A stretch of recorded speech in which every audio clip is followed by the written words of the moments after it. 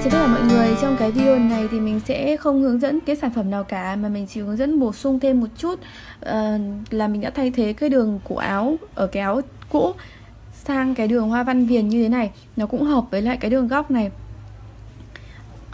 và trông nó điệu hơn. Quan trọng là bởi vì mình thấy nó điệu hơn nên là mình quyết định sửa đổi nó sang cái kiểu cổ như thế này ạ. Bánh bèo. Đầu tiên thì các bạn sẽ tạo một mũi bính nhé, để mình bắt vào sản phẩm ạ. Một bính này. Sau đó tại chính giữa ở trên vai ạ.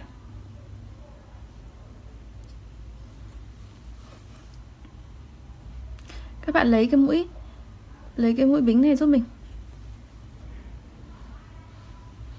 Mình móc một bính nữa.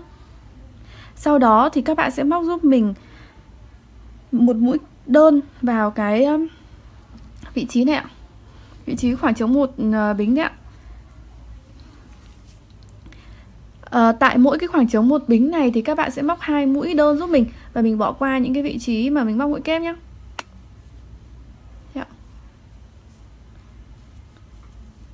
Đồng thời mình sẽ đi dây ở bên trong để giấu chỉ luôn. Mình bỏ qua chỗ này, mình sang bên này luôn, mình móc 2 mũi đơn ạ. Sang bên này ạ, 2 mũi đơn.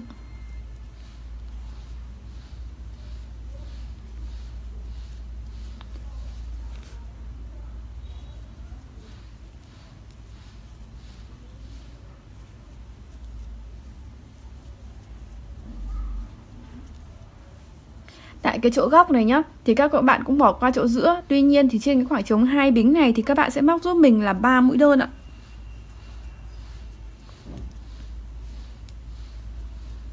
Và mình bỏ qua chỗ giữa này, mình sang bên này luôn, 3 mũi đơn.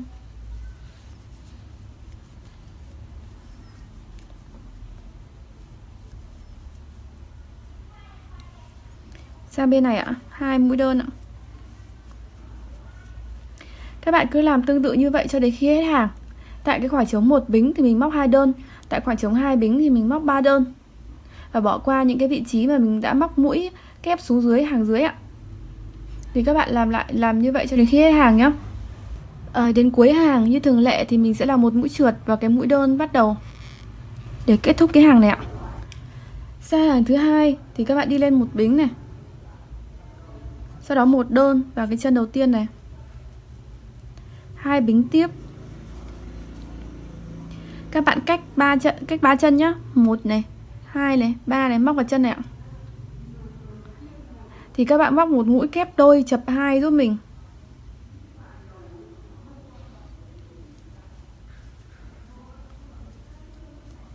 Một này.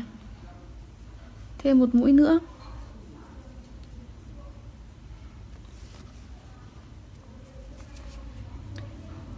Chập ạ. Sau đó là 4 bính nhá. 4 bính các bạn nối một trượt vào cái mũi bính đầu tiên này giúp mình.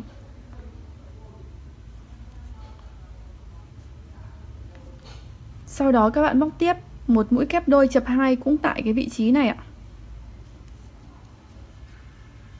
1 này.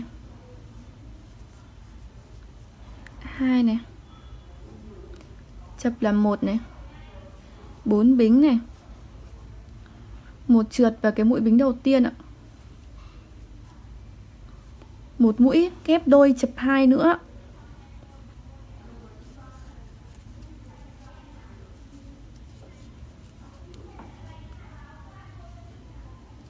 Chập 1 ạ. Đến đây thì mình đi 2 bính ạ. Sau đó cũng cách 3 chân ạ. 1, 2, 3. Móc vào mũi thứ tư. Một mũi đơn.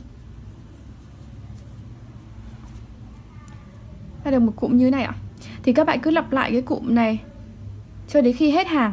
Đến cuối hàng thì cũng là sau 2 bính này, sau 2 bính ở đây tương ứng thì các bạn sẽ nối một mũi trượt vào cái mũi đơn bắt đầu để kết thúc cái hàng này ạ.